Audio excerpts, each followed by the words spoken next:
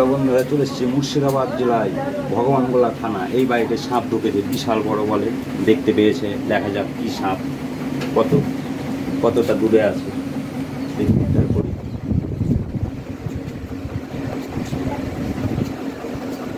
এই জায়গাটা আছে, এই জায়গাটায় হ্যাঁ হ্যাঁ হ্যাঁ।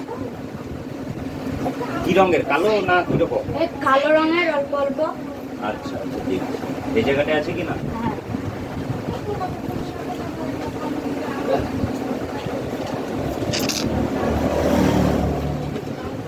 বিশাল সাইজ, একবারে পাকা করিস।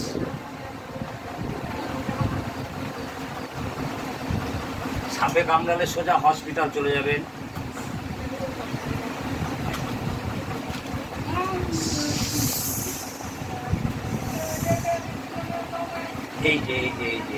এই যে দেখা গেছে বিশাল বড় সাপ।